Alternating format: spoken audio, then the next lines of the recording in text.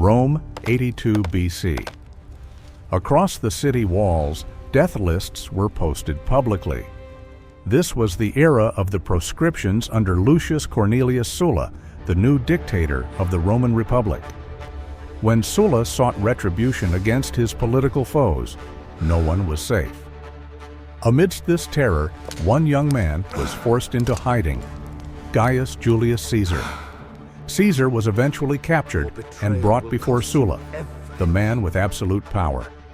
But upon sparing Caesar's life, Sulla uttered the words that would become a curse upon the Republic itself. In that Caesar, there is more than one Marius. So who was Marius, and why was resemblance to him a terrifying prophecy? To understand this, we must look at the destructive civil war between two opposing political factions: the Optimates, the conservative elite, Sulla's party, and the Populares, the populist faction, Marius's party. Gaius Marius was the man who broke the rules by turning the Roman military from a citizen force into a professional army loyal to the general, not the state. Sulla ultimately defeated Marius, but the brutality of both men established a terrifying precedent: military power standing above the law of the Republic. And where did Caesar stand? He was not just a member of the Populares. He was blood kin. Marius was Caesar's uncle, and Caesar was married to Cornelia, the daughter of Cinna, Marius's closest ally and one of Sulla's primary targets. This wasn't just a political conflict, it was a generational blood feud. Sulla's terms for sparing Caesar were simple, yet demanding. Caesar must divorce Cornelia and break his ties to the Populares faction. For Sulla, this was a symbolic cleansing. Caesar, barely 20 years old, refused. This was an act of extraordinary defiance against the most powerful man in the Roman world. Why did Sulla, known for his ruthless purges, not execute this upstart? The common story suggests that Sulla's own friends, perhaps seeing only a foolish young man, intervened on Caesar's behalf. But historical analysis points to something deeper. Sulla saw the weakness in Caesar's current position. At that time, Caesar had no military command, no political base, and was viewed as little more than a playboy. Executing him would have made him a martyr. Sparing him meant he was politically neutralized, or so Sulla thought. It was in this moment of calculation that Sulla delivered his chilling assessment. He wasn't afraid of the boy standing before him. He was afraid of the legacy that boy carried. Sulla is reported to have warned the intercessors, "You do not understand. There are many Mariuses in that boy." The meaning was clear. The ambition, the populist instinct, and the willingness to upend the Republic, all the traits that defined his great enemy, Marius, were present in Caesar, only amplified. How accurate was this prophecy?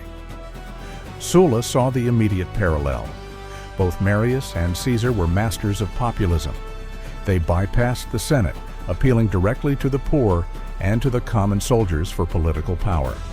Caesar would perfect this technique through lavish public games, debt relief, and by distributing the spoils of his later conquests directly to his soldiers. Crucially, Sulla foresaw the danger of the military machine. Marius demonstrated that a general could use his army to seize power.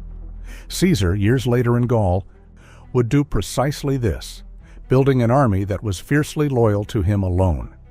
Sulla, the man who first marched on Rome, knew the man who marched on Rome next would have learned from his playbook. But Sulla said, "More than one Marius."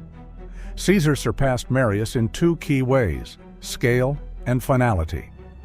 Marius seized power but did not fundamentally dismantle the Republic. Caesar, however, would cross the Rubicon, seize the title of Dictator Perpetuo, dictator for life, and effectively terminate the Republican system. He completed the work that Marius had merely begun. Scholars like Plutarch and Suetonius are key sources for this anecdote.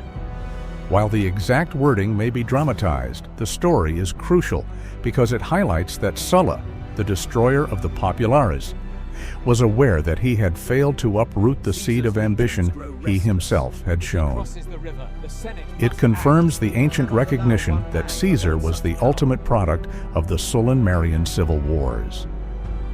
Sulla's prophecy was fulfilled not just in Caesar's rise, but in the collapse of the Republic. The man Sulla spared would become the man who ensured that no one, not the Senate, not Pompey, not his assassins, could ever fully restore the old ways. The fear that Sulla sensed in the young Caesar, the fear of an unstoppable, ambitious force, was tragically correct. Join us next time as we shift the focus to the man's legacy. Was this ambitious, brilliant figure a true general dedicated to Rome's expansion, or was he a self-serving tyrant who destroyed 1,000 years of tradition? Next episode: Caesar, general or tyrant? Don't forget to subscribe.